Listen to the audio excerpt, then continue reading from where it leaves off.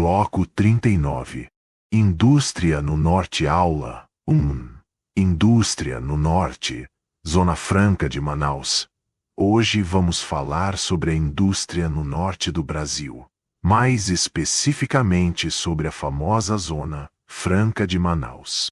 Então, vamos começar pelo contexto histórico. A Zona Franca de Manaus foi criada em 1967. A ideia do governo era simples, mas muito estratégica: desenvolver a região norte, atrair investimentos, gerar empregos e diminuir as desigualdades em relação a outras regiões do país. Ou seja, trazer indústria para onde antes predominava a economia extrativista. Agora, pensando na localização, Manaus foi escolhida por ser a capital do Amazonas, bem no coração da Amazônia, próxima ao rio Amazonas, o que facilita bastante o transporte de produtos. E para que as empresas realmente se interessassem em se instalar lá, o governo ofereceu incentivos fiscais bem atrativos, redução ou até isenção de impostos como IPI, ICMs e imposto de importação. Isso fez com que muitas empresas nacionais e até estrangeiras começassem a investir na região. Mas que tipo de indústria temos lá?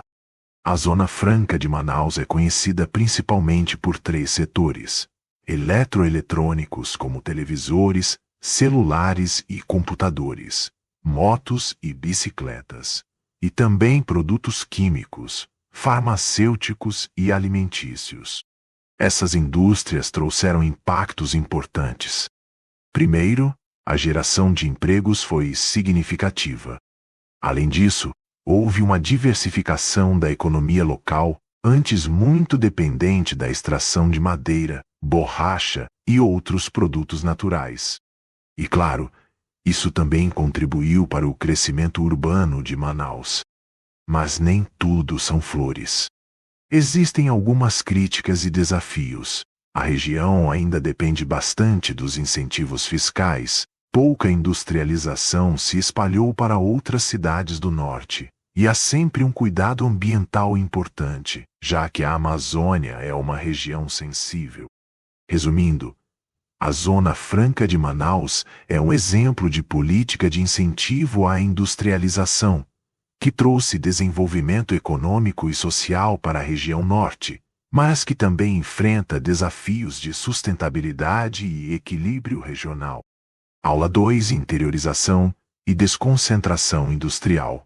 Goiás, Mato Grosso, interior de São Paulo. Hoje a gente vai falar sobre um tema muito importante na geografia econômica do Brasil: a interiorização e desconcentração industrial. Vamos juntos entender o que é e por que ela acontece. Bom, para começar, o que significa interiorização da indústria? É basicamente o movimento de transferir indústrias que estavam concentradas nos grandes centros urbanos, principalmente no Sudeste, para o interior do país. Isso inclui estados como Goiás e Mato Grosso, e também cidades do interior de São Paulo. Mas, por que fazer isso? Existem algumas razões bem importantes.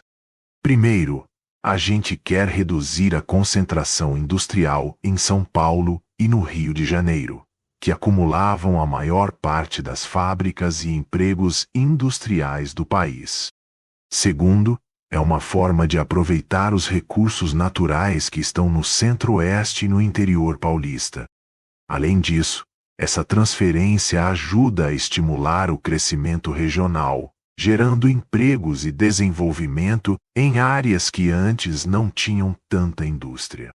E como isso acontece na prática? O governo e também empresas privadas oferecem incentivos fiscais, áreas industriais prontas e melhor infraestrutura logística, como estradas e energia. Assim, cidades do interior podem receber indústrias de transformação, agroindústrias e até mesmo fábricas de alta tecnologia. Alguns exemplos ajudam a visualizar melhor. Em Goiás, temos polos agroindustriais e metal-mecânicos próximos de grandes rodovias, facilitando o transporte e a logística. Em Mato Grosso, o foco é principalmente nas agroindústrias, ligadas à produção de soja, milho e carnes. Já no interior de São Paulo, cidades como Campinas e Ribeirão Preto se destacam com indústrias químicas, metalúrgicas e de tecnologia. Claro que nem tudo são flores.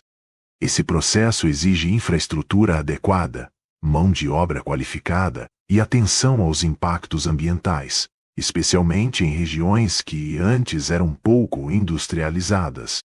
Então, resumindo, a interiorização e desconcentração industrial é uma estratégia que ajuda o Brasil a distribuir melhor sua indústria, aproveitando recursos locais, gerando empregos no interior e diminuindo a pressão sobre os grandes centros urbanos. É um passo importante para o desenvolvimento econômico equilibrado do país. Aula 3: Distribuição da indústria brasileira. Hoje a gente vai falar sobre a distribuição da indústria no Brasil. E acredite, entender isso ajuda muito tanto para o Enem quanto para concursos, porque é um tema que sempre aparece. Vamos começar pelo fato mais marcante.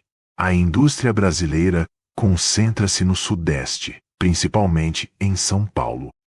E por que isso acontece? Bom, vários fatores ajudam. A região tem uma infraestrutura melhor, está próxima dos grandes mercados consumidores e conta com muita mão de obra qualificada. Ou seja, historicamente, São Paulo se tornou o coração da indústria nacional. Mas nem tudo ficou parado. A partir da década de 1990, com a abertura econômica e a automação industrial, algumas empresas começaram a se deslocar para outras regiões. Esse movimento é chamado de desconcentração industrial. E para onde essas indústrias foram? Principalmente para o Nordeste e o Centro-Oeste. Elas buscavam custos menores e incentivos fiscais oferecidos por alguns estados.